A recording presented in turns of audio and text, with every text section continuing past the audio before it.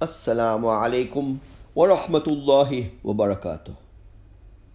Nahmaduhu wa nusalli ala rasulihil kareem. Amma ba'd. This is an extra lesson in English by Maulana Yunus Palanpuri, Damat Barakatuhum. Listen to today's lesson. The theme and subject of today's lesson is regarding the marriage proposals for our young girls and daughters. I am giving you an important lesson and an important and tried and tested prescription and prayer to read. Listen, today's parents are in great hardship regarding the marriage proposals of their children, both for girls and for boys. There is more tension regarding girls than boys. And this is natural, because parents love girls and daughters more, and it is written in books that girls serve their parents more than boys do. Once, our respected mother, Fatima, radiallahu anha, made 4 rotis or 4 pieces of bread. She made one for Ali, radiallahu anhu, one for her son Hassan, radiallahu anhu, and one for Hussein, radiallahu anhu, and one for herself. All 3 of them ate their own rotis and their own breads. Respected Fatima ate half of her roti, half of her bread, and then brought half of her roti to her father, the Prophet Muhammad sallallahu alaihi wasallam. The Prophet said, "O daughter, why have you come here?" She said, "O father, while I was eating, I remembered you. For this reason, I have brought this roti, this bread, to you."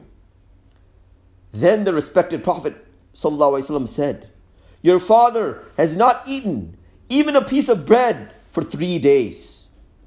For this reason, the scholars have written that daughters serve their parents more than their sons do.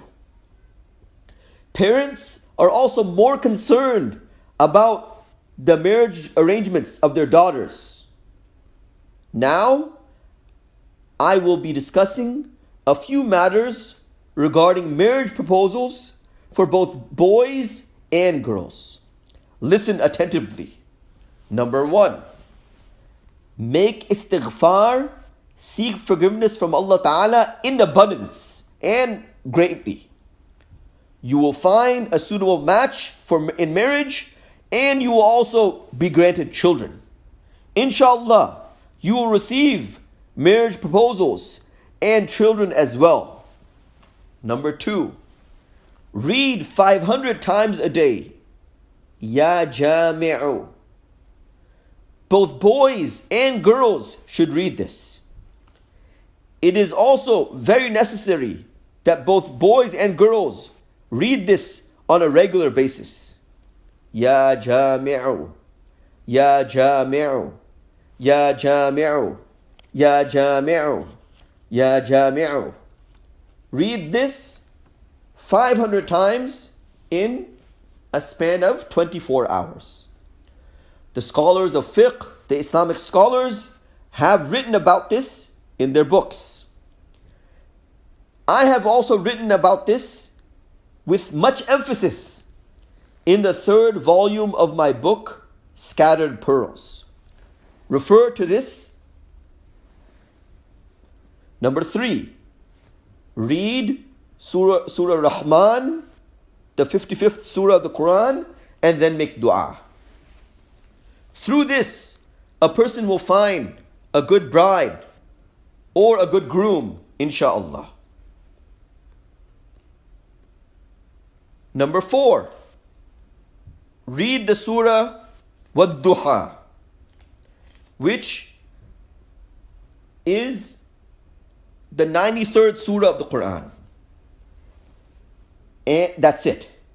Pay particular attention while reading this specific verse.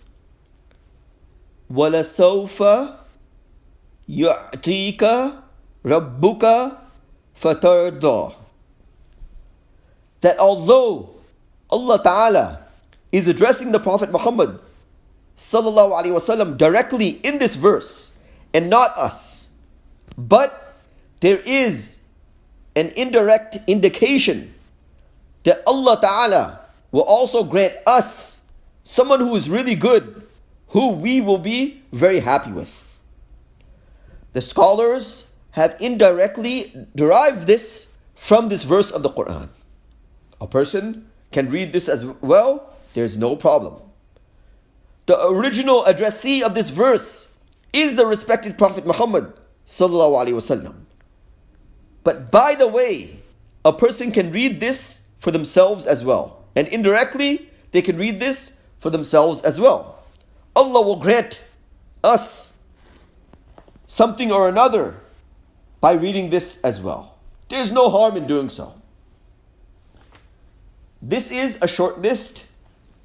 Another important matter is Durood Ibrahim, the specific salutations to the Prophet Muhammad ﷺ that we read in our salat, in our daily prayers.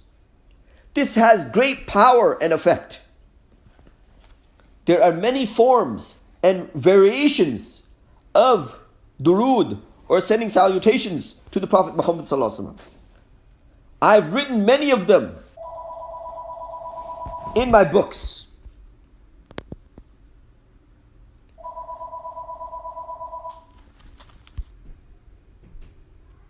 And you will also find many of these forms of durood in the upcoming version of my book, The Weapon of a Believer.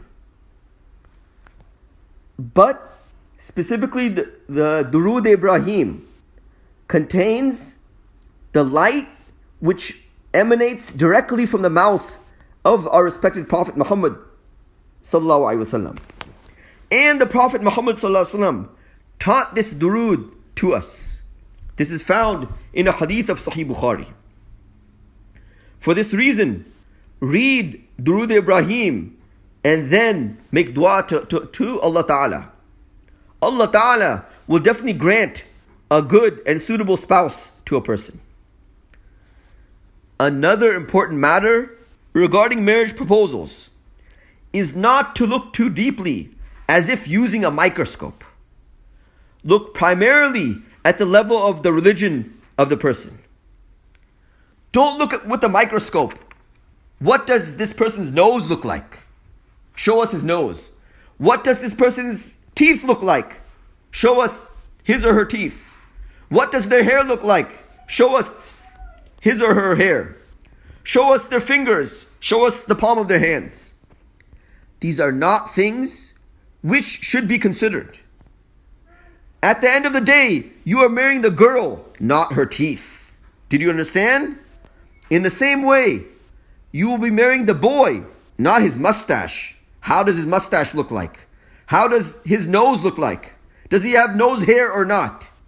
These are not things which should be considered. Look primarily at the religion and the good character of a person. Remember one thing. Even if the husband does not have a beard, but he has good character, then marry your daughter to him. He doesn't have a beard, but he prays salat and he has good character. Then marry your daughter to him. Allah Ta'ala will grant him a beard. Allah Ta'ala himself will guide him to grow a beard and give him the tawfiq, the divine ability to grow a beard. Many of our pious predecessors married their daughters to men who did not have beards. And when the son-in-law came into the right environment, he on his own became a great scholar of hadith, a great muhaddith. When the son-in-law came into the right environment, he became a great scholar. For this reason, I've recorded this lesson regarding the marriage of girls and daughters in detail. May Allah Ta'ala make arrangements for a lawful marriage bed for all Muslim men and all Muslim women. And may Allah Ta'ala protect us all from the unlawful fulfilling of the desires of the bed. Read along with me. Allahumma lakal hamd kama anta ahlu. Wasalli wasallim ala Sayyidina Muhammad kama anta ahlu. Waf'al bina ma anta ahlu. فإنك أهل التقوى وأهل المغفرة. May Allah Ta'ala accept all these du'as on our behalf. Ameen. Wa akhir da'wana anil hamdulillahi rabbil alameen.